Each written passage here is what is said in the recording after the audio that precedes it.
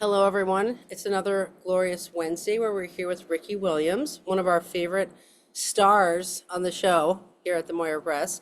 Are you used to being a star, or do you ever get used to that, or?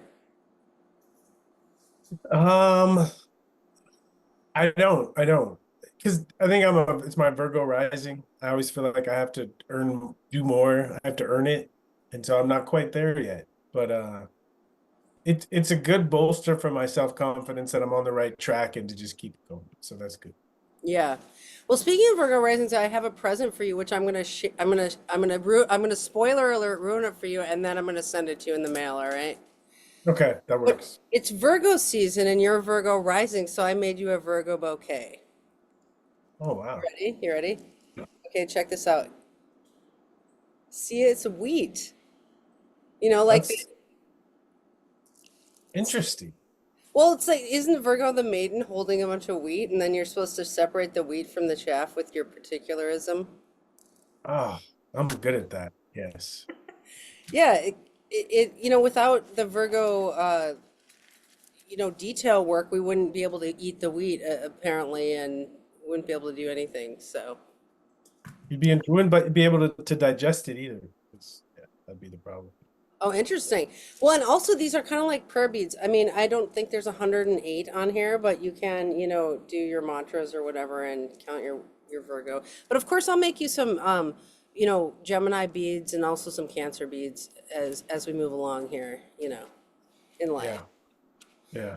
But you're a Virgo. So about being a star, I have to tell you this. I actually forget what I've done before. Like I'll have new transits all the time, and I always forget like that I wrote a book or a bunch of books or like one of my producers will have to be like, Andy, you remember you wrote Astrological Remediation? I'm like, oh God, I'm that person. I don't know if that ever happens to you, but like it's like the new transits supersede all the past stuff you've done. Yeah, I mean, I'm not as accomplished as you are in the astrological field, and the football stuff kind of feels meaningless to me at this point. So, I aspire to become as accomplished an astrologer as you are, but it's something to look up to and something to aspire towards.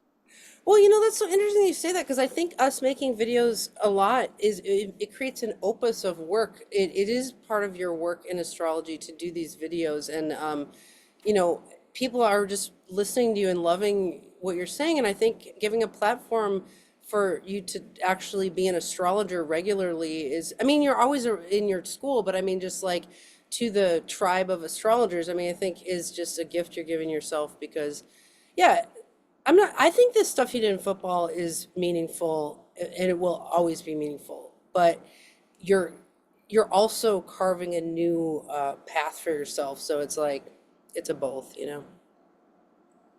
Yeah, yeah, And I think a lot of the wisdom you're bringing from football is really helping us. I mean, so far.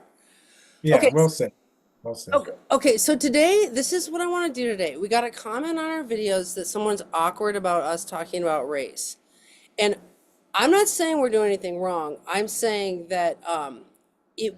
I was thinking today we could veer away from race a little bit and hone in on your theories around signs versus planets. So, like, I'm really interested in talking to you about that whole piece. And then, but I did think we could then pepper in the culture thing with it because it's so interesting.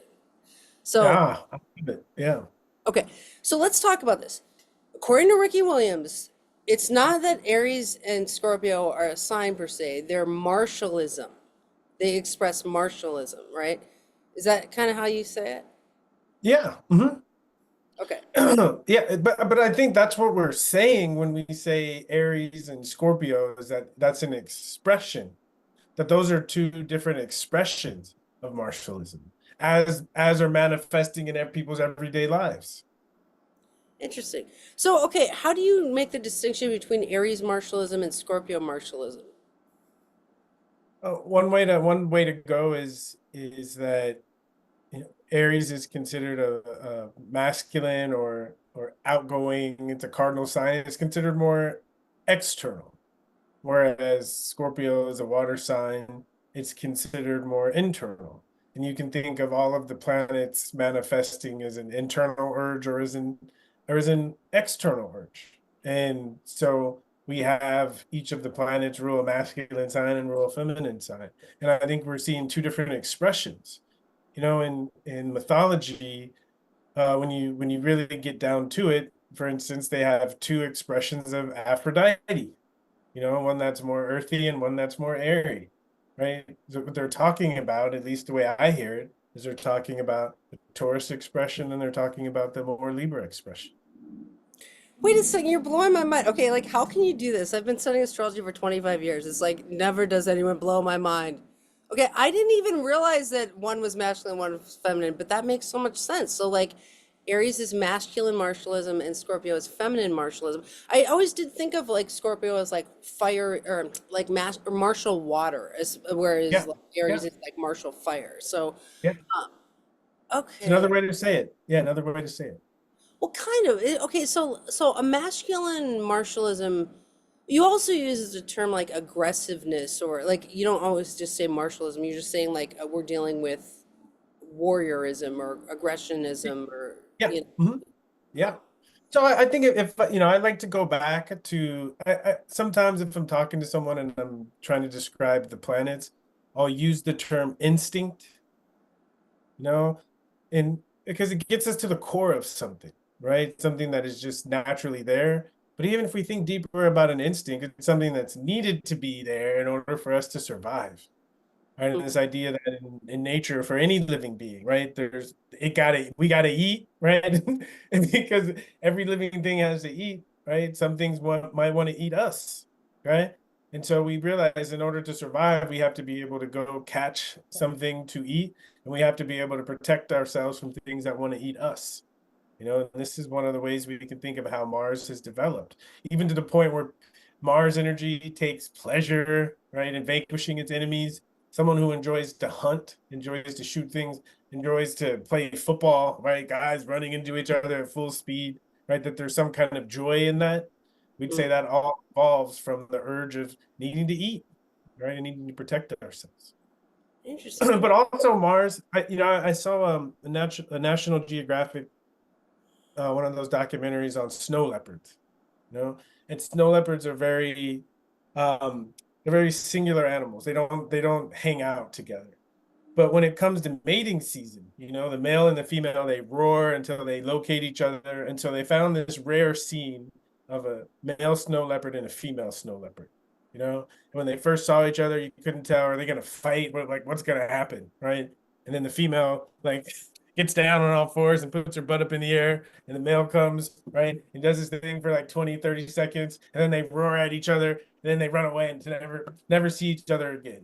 You know? Mm, And so if we think of Mars is here for us to meet emergencies. And if we think of the survival of the species, being able to get it up and perform in a moment, right, is an emergency because it helps our species survive. And so whoa. this is another element of Mars that I like that double entendre. It's an emergency. It does emerge. yeah, yeah, Wow, fascinating.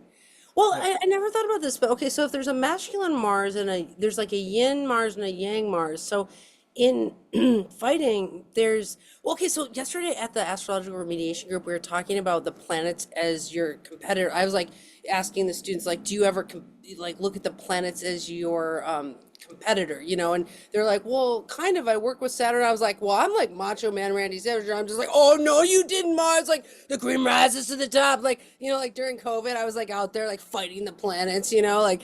But anyway, but we were talking about how some warriors like enjoy the fight. It's like I don't hate the fight. It's like I enjoy this like this wrestling thing. But it just made me think of like, yeah, sometimes we have a planetary emergency and we have to handle it. And it is a But fight in that. any planetary emergency, that's what we need Mars for, right? Because Mm, otherwise we don't show up, right? Literally, right? Mars is the it's the fight or flight response, right? Because you even say fight, fuck, or flee. This is Mars, right? In that moment. So yeah. if we don't have Mars to meet the occasion, right? We don't even the occasion doesn't come. It doesn't come to us, right? We make sure to stay clear of anything that might hurt us. Yeah, interesting. Well, I always keep thinking I got the New Philosopher magazine issue on conflict because I'm like, as professors of astrology, like you and I are dealing with conflict theory and the philosophy around conflict and why do we conflict and all these kind of things. And like, from what I would gather so far in the issue, it's talking about how without conflict there's no change, there's no evolution, there's like humans basically don't thrive without conflict. Yeah. So we're like milk toast, nothingness. And so, yeah, I think one of the things you're bringing to astrology and that you're going to be known for is really a lot of conflict theory because you've already taught me so much about conflict in the 3 short weeks that we're working together. And I know that you're going to, if I ever have a student who's really dealing with conflict and a chart that's really conflicted, like I might send them to you because it seems like you learned a lot in your years in football about Yeah. conflict. It's two things, right? I talked about one expression of Mars is on the football was on the football field. The other expression, my Mars is conjunct Venus in Aries in the eighth house. So the other has been with women, you know? And I think being able to handle conflict with men and conflict with women, okay, at very intense levels in my life has given me a lot of experience, right? And I have a current example of more what I'm calling the external or masculine Mars and the internal or more receptive feminine Mars. And and I think of right, we can do battle with the demons out there, and I think that Mars is really Aries Mars is really about that. Hmm. Okay. But doing demons with I mean doing battle with the demons that are in here, okay, that's more Scorpio, Oh, you know? interesting. But it's right because the idea of like I'm getting mad at that person or am I getting mad at myself? Right. If I can't get mad at myself, it's much easier to get mad at that person. Right. And that external conflict, okay, right? It can be constructive when we have to fight for something, but it can also be easily destructive, right? And I think sometimes the battle we have to do is fighting with our sorry about this.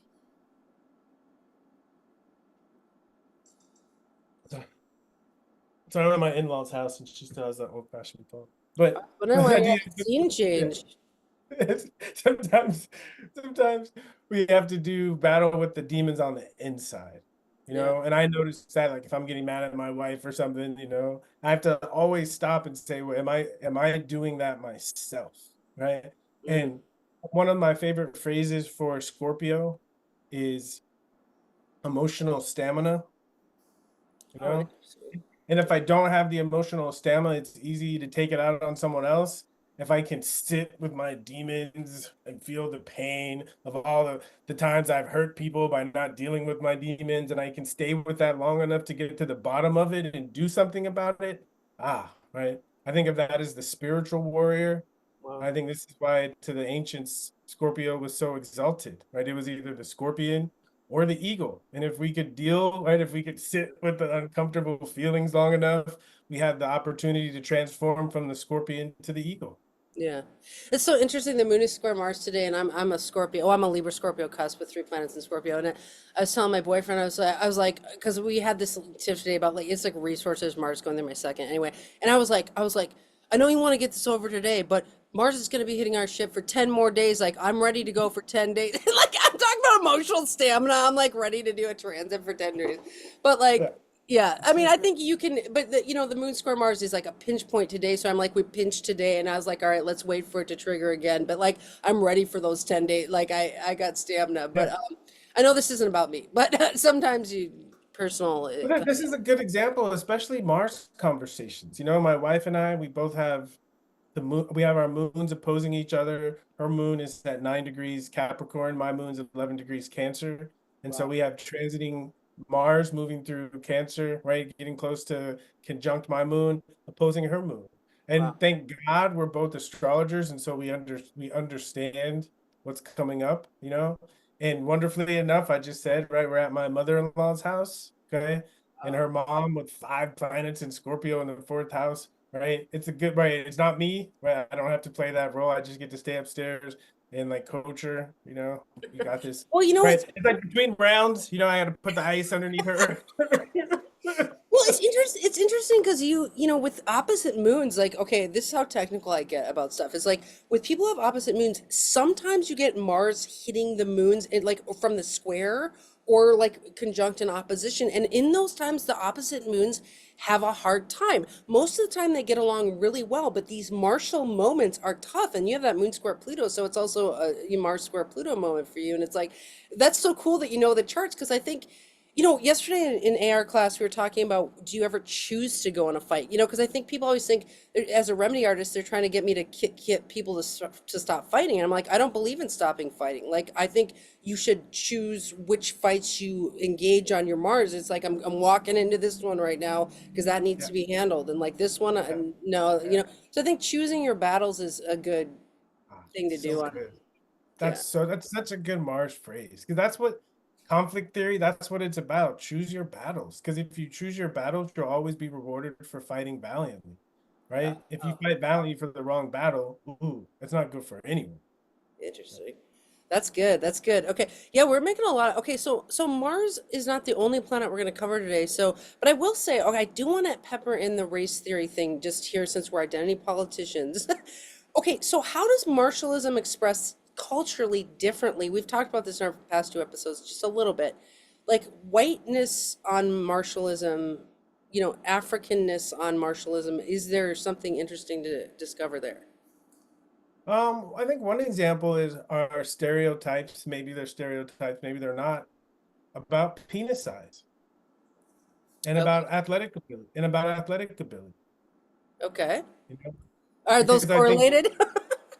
well, they're correlated to Mars. I mean, well, not necessarily size. We might say the ability to know how to use a sword, you know, right?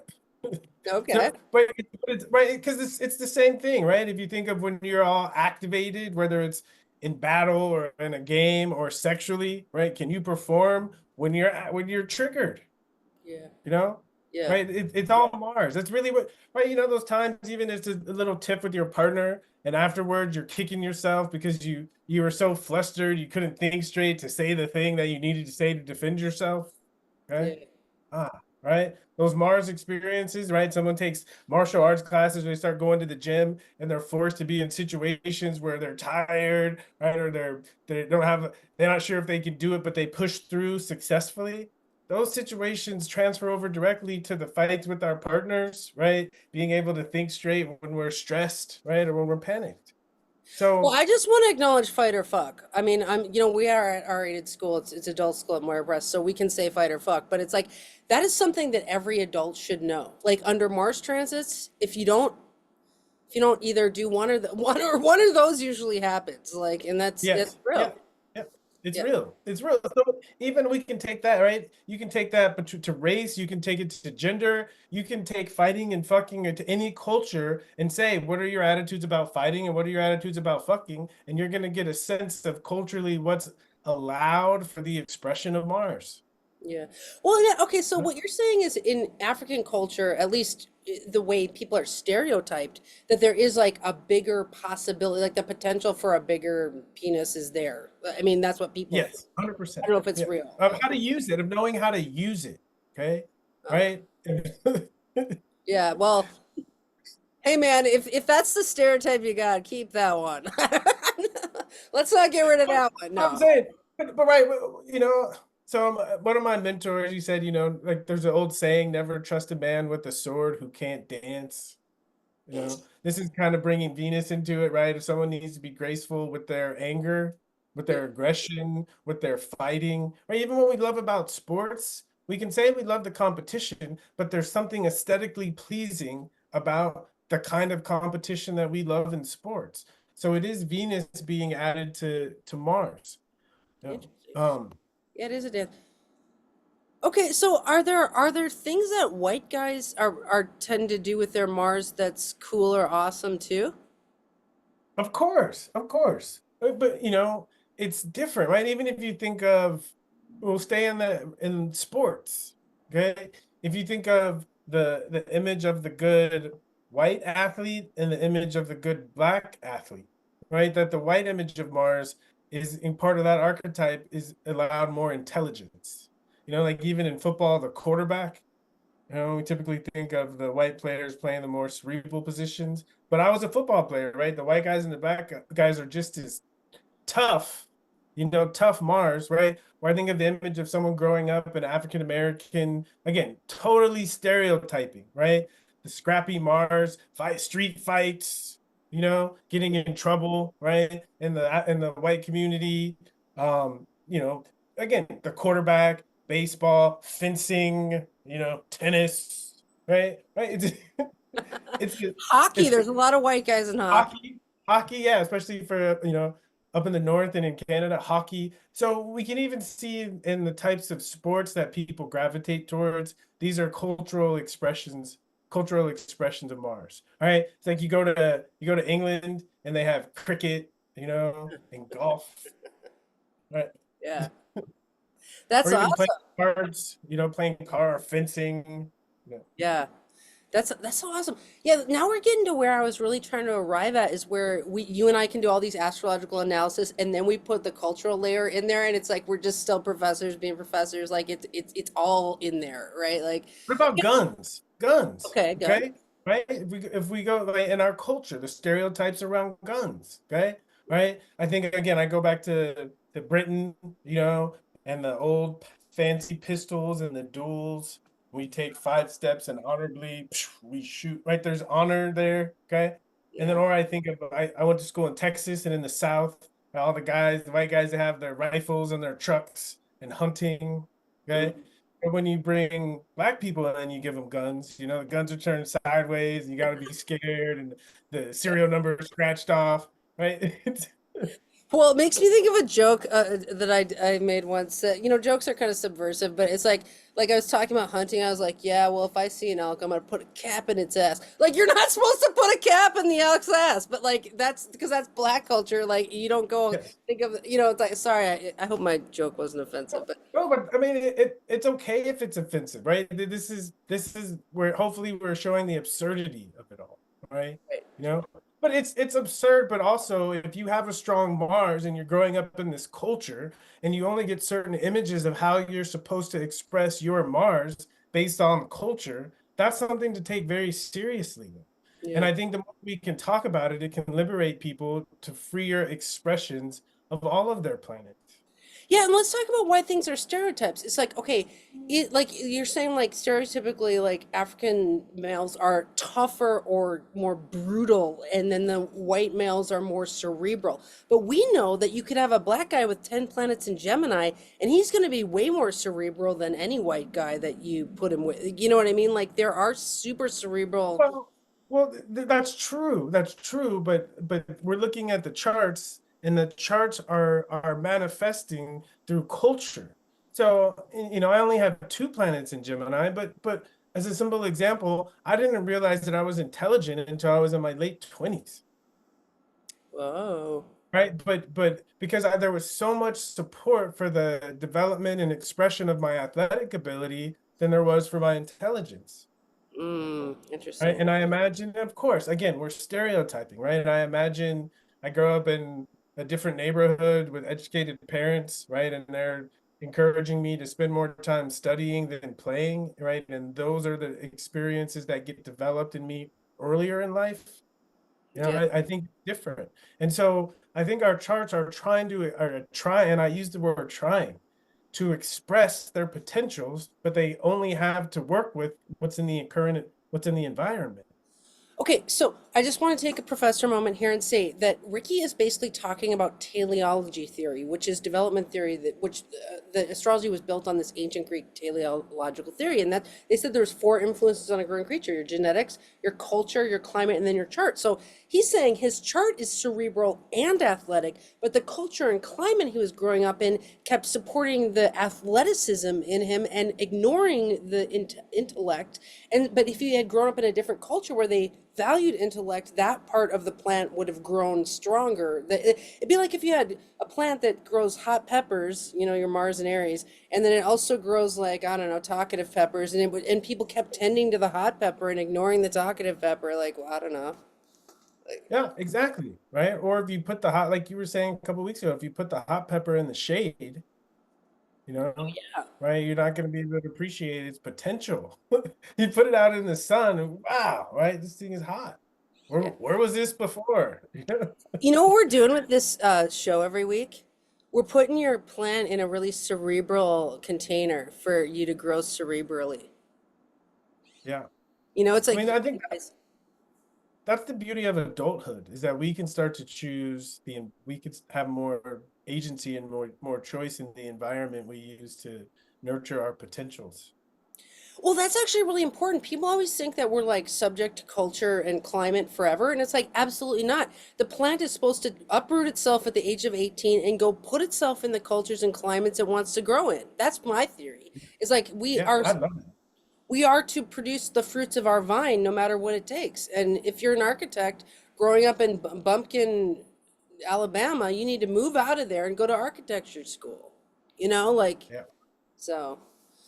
I All love right. that. I love it. Yeah. All right. So okay, let's try another one. Let's try Mercurialism since we're celebrating your Virgo rising today. Do you also look at Gemini and Virgo in terms of Mercurialism versus the signs? So, 100%. One, I mean, so I'm a Gemini sun and a Virgo rising. So very much so. I have powerful expressions of both Mercurialism in my chart. So this is one, yeah, I'm very keen to discuss. okay, let's talk about it. So, what is Mercurialism? It's the intellectual urge, so it's the gathering and sharing of information. I should say the gathering, processing, and sharing of information. So Mercury was the messenger, Hermes was the messenger of the gods, you know, and so much, at least in the books on astrology, talk about Mhm. communication, so much about the output, right? Not enough talking about the input, because what comes out of our mouth is always right, is always built off what came in our ears. Right? Even the way we develop language, it's by hearing other people speak. You know? Mhm. An example I like to use with Mercury is a game that a lot of us played when we were kids is telephone, you know, where you whisper something in someone's ear and it has to go all the way around the circle. And very rarely does it come back at the end of the circle the same word. And it's not because usually it's not because someone decided to change the word. It's because someone did not hear it clearly, you know? So I think Mercury, when I think about the environment, okay, the moon and Mercury are the planets that I think of first, you know, because even in the way that we perceive, process, and express, it's through words. And we only have access to the words that are in our environment. If there's if there's words that aren't in our environment, we don't have access for them. We don't have language to express what they're connected to, what they correlate to. And so Mercury, you know, as far as an active principle, is about finding one's voice, finding the right words, right? Finding the right words.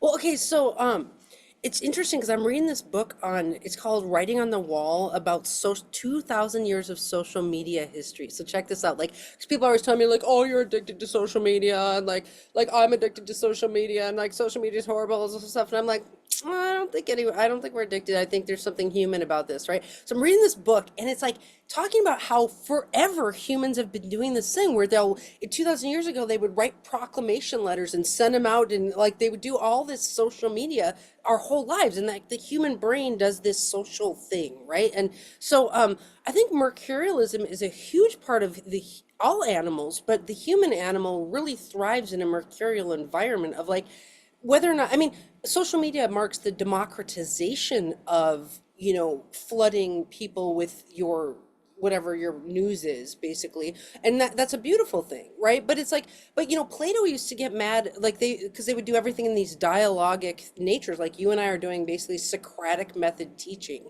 so where we're dialoguing and in that we're teaching and we're being professors basically.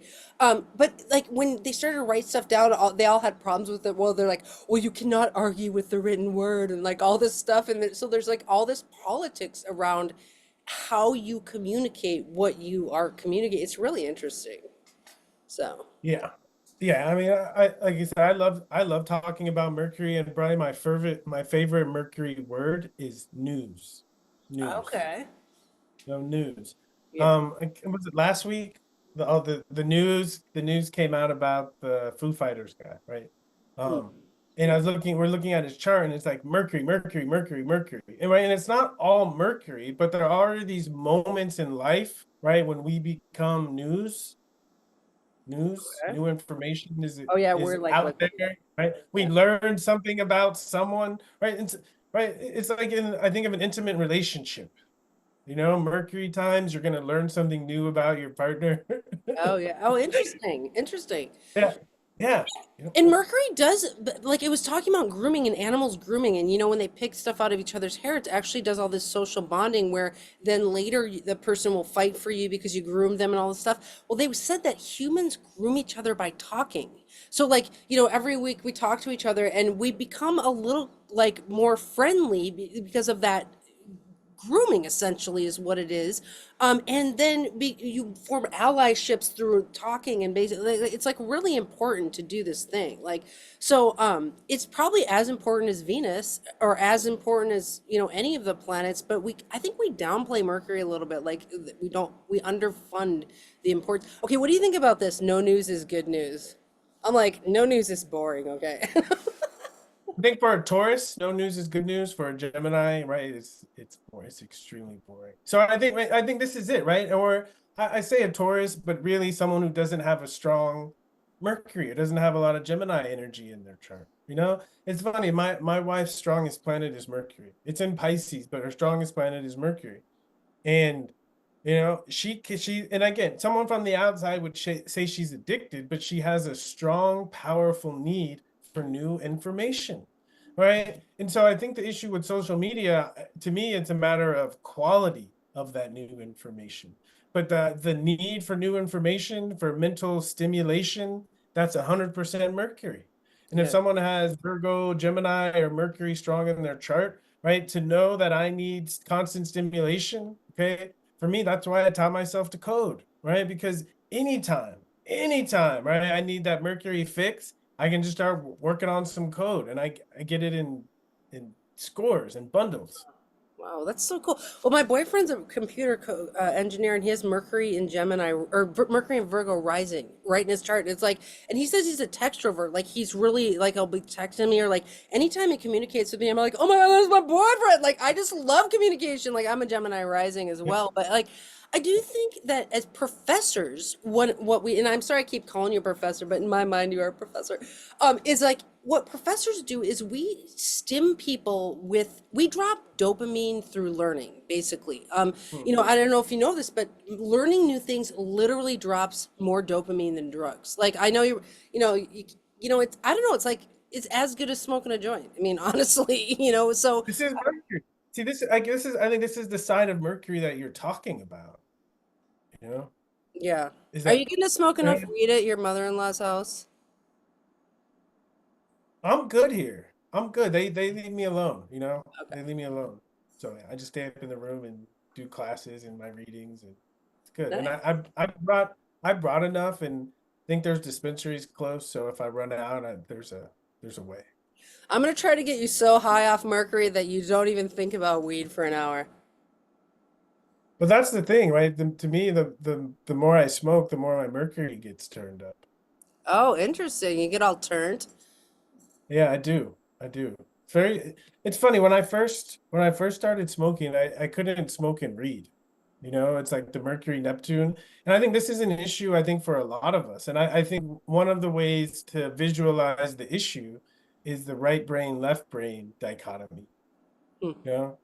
And I think, the left brain is the left brain is more like reason and the rationalism. And I think something about activating the right brain, and I think cannabis can help facilitate this process, activates the imagination. So it actually makes the information, the study, it actually makes it more useful because it's being intertwined with the imagination. And I think when I first started smoking, there was like a block between the two, but I just kind of pushed through it, and astrology helped, because the one thing that I could read when I smoked was astrology texts. You know, something about astrology because you have to do the mathematics, but then you move into an interpretive model. So it like weaves the left brain and the right brain, it weaves these two functions. And I think anyone who has strong Gemini in their chart, we need, right, things that allow us to weave these two parts of the brain together.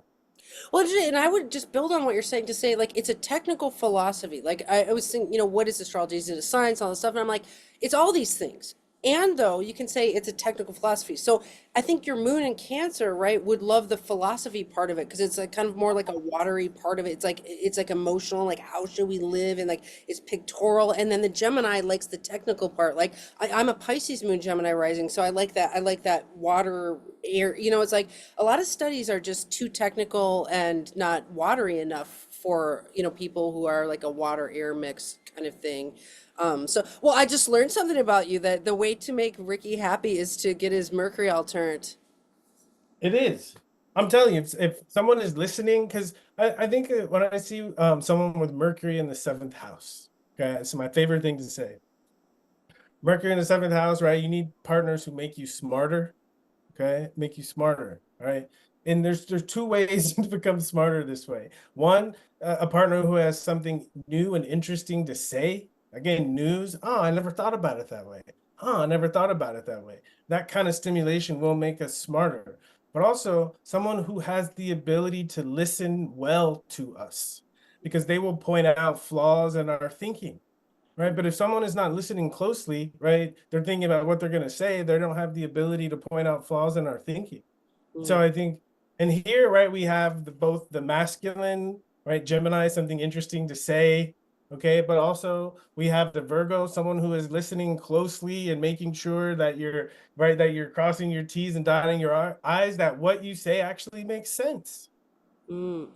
I love what you're bringing to the table with this like active and passive form of each, planet where it's like, there's the active part of talking and then there's the passive part of talking and like there's a yang expression and a yin expression and both of those together bring like the perfect expression of a planet, right? If one of us was monologuing at the other, we wouldn't maybe be having such a good time, like because it's that dance. Gemini, right? That's a Gemini out of control, right? They go into a monologue, right? It's just, and sometimes not even a monologue because they don't even know what they're talking about, right? But the need to express something, right? If you haven't sat and read a book, right? If you haven't opened your mind, if you haven't truly listened, it's going to be difficult to be able to produce anything that's going to hold someone's interest. Wow. I'm like, okay, so one of the nuggets from today that I hope listeners take away too is that in any planet, today we've talked about Martialism and Mercurialism so far, you want to push out and then accept a return response. So if you're fighting with somebody, you want to push out your idea or your half of the story and then let them have their response. And I think that would cure a lot of problems with conflict is if both people could just have their side of the story. Same with conversation. If you want to have a great conversation, like the best conversationalists talk for a little bit, then ask a question, or talk for a little bit, and then as soon as you got activated and you started to talk back at me, then I would quietly, it's like, so I like this lesson. That's Mercury. I mean, but to me, the ideal Mercury stimulation, I'm saying something that's interesting to the other person. It makes them have new perceptions, new connections, and then they share those new connections with me. They give me new connections, then I share it back with them. That gives them new connections, and it goes back and forth, right? We're learning from each other. So it makes me think of you talking about astrology readings as a conversation. And it seems like a lot of times people think an astrology reading is a monologue where you sit there and you read the chart to them. But, you're saying it's more of a dialogic, or it could be done that way. Is that? Oh, it's the best way to do it because when you have the chart, you know the questions to ask that are going to get someone going. And once I ask the question to get someone going, I know that things that they're going to say are going to be awarenesses to them and they're going to be awarenesses to me because the way I ask the questions is they're going to make connections that were always there because we can see them in a chart, but they haven't quite been able to make for themselves yet. And it's not about me making the connections for them. I know the questions to ask that can lead them to making the connections for themselves. Interesting. So are your classes of like a dialogue? What kind of teacher are you?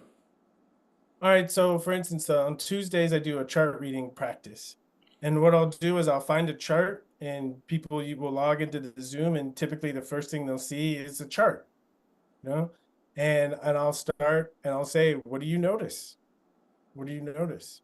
And so we'll just talk through it and someone will say what they notice and I'll add a little bit of color. Someone will add to it or notice something different and I'll add a little bit of color. And then we'll go through the chart. And because I know whose chart it is, when someone says something that's meaningful, right, the color I add to it will acknowledge that meaning, right? And it's not like a game of trying to guess whose chart it is, but very often through the themes that people were pointing out and the color that I add to the themes, it starts to become sometimes quite obvious whose chart we're talking about. Because to me, the main thing I see in with my experience in astrology is people will study astrology, they'll study it and then they'll try to apply what they study to someone's life. And to me, right, you'll be accurate enough where it's cool, right? But to actually study people's life and see how it reflects on what you've been learning in the books, oh man, that's when it really comes alive. Because to me, then you're tapping into what did the writers, what did the authors, what did they notice that made them come up with these words? And if we can connect to those perceptions, we can come up with our own words and our own ways to describe it because we're living in different times. And I think we always have to keep that in mind is the tradition is so rich, but I think part of our responsibility as we internalize the tradition is to bring it into real life. Yeah, I find okay, so like reading a chart is like people always think you just read a chart. And I'm like, okay, I read a chart and I can look at a chart, see all the aspects and do all the things. But then watching a person transit, now that takes some time. Like, I don't know if you have fun with this with your new friends, but like I'll be like, I'll notice their T-square or whatever. And then the first like Mars transit to it, I'm like, get to know them a little bit. I'm like, oh my God, did you see them on that? It's like I love the process of watching a chart in transit. It never gets old. I mean, how do you think non-astrologers stay so interesting to themselves? Like, astrologers are so interesting. We always got a transit we're going through. It's like, whatever. There's always something. There's Yeah. always something going on. But I think that's what's tricky about astrology is something is going on and someone is new to astrology and they just describe it to kind of whatever they understand or whatever they know. And Yeah. I think that's why I don't like readings because there's this like idea that we have to have the answer. And I think the best thing we can have is the question, you know? Well, do you know what the zone of proximal development is? I sure do.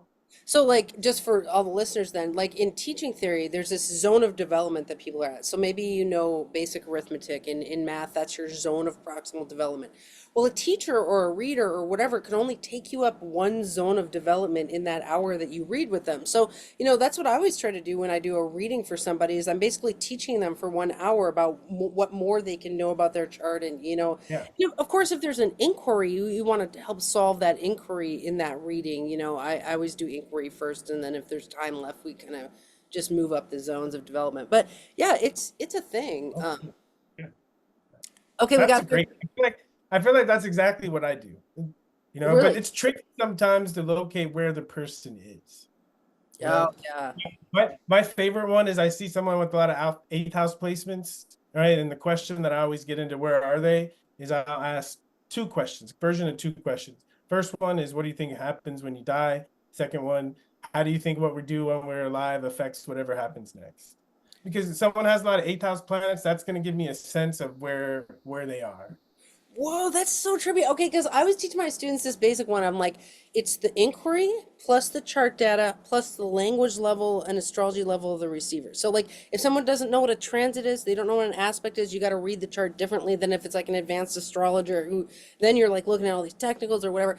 But, like, you're actually blowing my mind because you're like, I'm looking at where they are in the development of their own chart. It's like, let's see how evolved you are about death. Like, okay, I'm taking that one with me. I'm gonna. Or eighth house, right? Someone doesn't have eighth house stuff, they're gonna be like, why are we wasting our time talking about this stuff? But someone who's got a lot of stuff going on in the eighth house, right? They're gonna be like, in their mind, they're like, But how like, did but he like, get? but to extrapolate what you're saying, if somebody had a bunch of planets in the second house, you could be like, so what is your perception of finances? Like, how do you feel about 100%. debt? Like, so you're assessing where they are in their spiritual development. of their chart. Here's a good example. Okay, so I was in Albuquerque, New Mexico. Random experience. These things really happen to me. I was in Albuquerque, New Mexico, and I was across the street from the hotel, sitting on the steps of a church, smoking a joint. Right, and this woman walks by, and I can tell she's kind of lost, and so I say, "Hey, can I help you?" She said, "I'm trying to get to my phone's dead, and I'm trying to get home, but I don't know how much further I have to walk." So I had my phone there, and I looked, and I was like, "You got like 5 more miles, lady." you know. And so I said, "Do you want me to call you an Uber?" And she was like, "Yes, thank you so much." And so we had like 7 minutes before the Uber came. And I was just sitting there and I was like, do you know what time you were born? And she's like, "Yeah, I do." And so put her information into my phone, and she's got like 6 planets in the fifth house, And so I'm looking at her chart and she's like, "What?" And I said, "I bet you've had some very interesting experiences in relationships. And she starts laughing. She says, "Yeah, I've been married 5 times. And we had a really cool 7 minute conversation, just based on that comment. I bet you've had a lot of interesting experiences in relationship." In a sense, she felt seen, right? And she got to laugh about the different marriages, and the Yeah. kids. Yeah. Wow. Really? I thought you were going to ask her about her artistic prowess or nightlife. No, I'm just kidding. They're all valid questions, but I mean, what you're saying is like the container of the chart number one offered that experience, and then also you just basically offering a question instead of telling her like this is your chart. You're like, like what about this? And I don't know. Do you think Geminis are good questioner? Like, why are you such a good questioner? Like, what's up with you? Well, I think Geminis have a natural curiosity, and if we can learn to Yeah. keep our mouths, closed enough, long enough, right, then we can notice things that pique our curiosity that then can fuel what comes out of our mouths. Yeah. Interesting. Okay, we have 9 minutes. Should we try to do one more planet? Yeah. Mhm. Okay. Do you want what planet do you pick? Well, just I mean, in this system, when we get to the sun and the moon, it's like they're like the luminaries are like one because the moon Oh is wait, like do we want to talk about mercurialism with African culture and white culture? Oh, of course. That's beautiful. Okay. Yes. Yes. All right, so the term I use for Mercury is the intellectual urges. Okay. And when I was a kid, I got beat up for being intellectual and black. Uh, I got beat up, picked on. They By they said who? I talked white. Yeah, I Oh, talked white. interesting. And, right, and if we and it's like, what does talking black mean? Well, there's the classic Ebonics, which is so cool from a linguistic perspective. I mean, just like I love dialects and linguistics. But I mean, what is talking black? I mean, you would know better than I would, but I mean, there is a like when I said I was going to put a But caveat I guess on I mean Alex Ash. the question is more of talking about Mercury and race, right? That if you can talk white and talk black, these are Mercury, these are mercurial expressions that are filtering to us through race. Mm, interesting. You know? And I have to say that, right, that I'm guilty of this too, right? If I'm listening to someone where English is not their first language, but they're making an attempt to speak English to me and it's not right, okay, then my interpretation might be this person's not very intelligent. But this person could be a PhD in their own language, and if they had the freedom to speak in their own language, right, they would run intellectual circles around. Mm, You interesting. know? And I think if we hear someone who quote unquote talks black, we have an automatic assumption that the person is not intelligent. Mm, But right, but if we understand Mercury, right, the only words that we have access to are the words that are around us in our environment. mm, And sometimes as we grow up and we go to schools, like I did, I went to a school in a different neighborhood. Right? I went to the school in the white neighborhood, and I tested well in the classes, so I was in the classes with all the white kids mm. you know and that was the environment that I So that where was I your was getting. culture. Your plant was growing in a white culture. Yes, exactly. And even in California we have little pockets, right? We have little pockets where black people live, but even then, right, because of integration, right, they had systems where they were busing people across neighborhoods. And I think, right, ideally this is beautiful for Mercury, right? The more experiences, the more perspectives that Mercury gets. Oh wow. Okay, the more access to words and ways to describe and understand and process and appreciate things. right? That's wonderful for Mercury. But without that, Mercury is limited to what information is in its environment. And I think of, right, people, again, stereotyping, right? But if we think of socioeconomic differences where in certain cultures, both parents have to work, other cultures, maybe one parent, right? More education because they had more access to education. So you imagine the conversations at the dinner table, the conversations at the dinner table. That's, in a sense, if we're saying conversations at dinner table, that's Mercury time. Oh, interesting. God, yeah, you could have a multicultural household that's you're growing then in two cultures. That'd be super interesting to write to look at this one chart that grew in a multicultural household and like if it took to certain parts of each culture or like how that because the chart would be like what you take to or what resonates with you kind of thing. 100%. Yeah. 100%. And I'd say the kids with the strong Mercury, right? Their ears, okay, are a little bit, their energetic ears are a little bit bigger, okay? Their energetic eyes are a little bit bigger. They notice stuff, Yeah. Oh, they interesting. notice stuff. Yeah. Well, and it's like I think you might have took your chart might have taken the best of both worlds. Like your martial element, it seems like it resonated with football, which maybe you got in your local neighborhood, or like where did the football come in? Yep. Football came from my local neighborhood. And what's interesting about the elementary school, okay, it was a magnet program and the magnet was athletics. So I had an hour of physical education every day from first grade all the way until sixth grade. And we did everything. We had gymnastics equipment, we played every single sport, and I had it in the neighborhood, right? And I had the affirmation on television, right? A lot of the most famous Black people I saw were athletes, right? And so it was kind of laid out and it was kind of laid out in front of me. Well, and Mercury, but just Mercury to be in a stuff, total not so much. Well, just to be a total astrologer about it, it's like we would say that because you had that Mars and Aries, especially on the South Node, like you came in to do some like wrangling. Like, so when you saw those things on TV, like you were like, oh, like you resonated with that. And so you took to football. Whereas a lot of, kids in your culture or of, your ethnic background didn't do that. A lot of black guys don't play football. And I think they don't have Mars and Aries on the South Node. It's like, I think the chart does have enough influence on what we take to. And so it's like culture, but I hear what you're saying is like you were inundated with certain imagery. And so that also affected how your Mars expressed. Like you didn't become a fencer or like a disc golfer, you Exactly. became a football Exactly. Yeah, if I was in a if I was born in a different culture where football did not exist, you know, right, that Mars would have manifested differently. I think of even the sexual expressions of my Mars. You player. know, I think if I was born in a different culture, I think even those manifest differently, right? The image we see is that African American men are supposed to be hypersexual, right? And there's going to be some who have a weak Mars in Libra hiding out somewhere, right? And it's not going to manifest that way. But the ones that have strong Mars conjunct Venus and Aries, right? And it's already in the culture, of course it's going to take.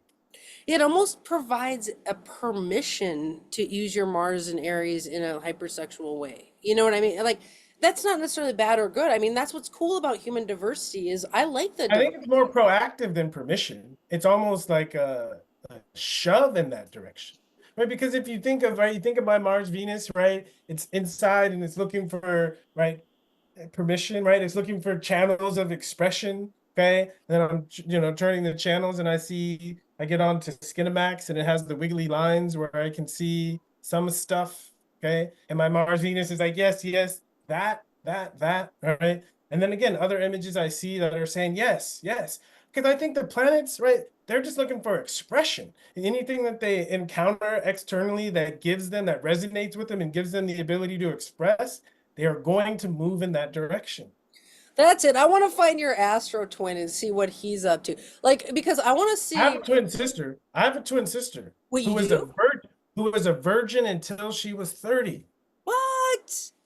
Yes. What? Okay, we gotta that might be a whole episode. No, I don't know, but like yeah, like I want to see the white guy astro twin and see if he was as virile as you because your chart is super virile and you know, the astro activist in me is always supporting the chart layer, not over the cultural layer, which is why I love this show that we're making because we're really honoring both equally, I think, and that's really hasn't been done that I've seen. So thank you so much, Ricky. Like, I just feel like it's such a blessing that you want to spend your Wednesday with me. No, this is great. I mean, I'd rather be no other place in the world than having these kinds of discussions. I think we're gonna be friends. I think we might be friends I hope so. because we're like we're both teachers of astrology, and who better to be someone on your friend other than someone on your level? Yeah, Yeah, I just feel like you get it. You get it. yeah. And it's cool to find someone who gets it, who uses slightly different words, but you're saying the same thing. It just, to me, something deep inside me is so affirmed Yeah. through these conversations. This is so cool. Okay, well, I think what we should do, and I want to know what you think of this plan. I think next week we should continue on with the planets because this is so useful. We got through two planets today, but I think we should keep chewing on these planets. What do you think? Yeah, I love it. I love it. Okay. All right, well, thank you. I hope you have a wonderful rest of your day. Yeah, you too. Thank you. All right, bye, Ricky. All right. Bye-bye.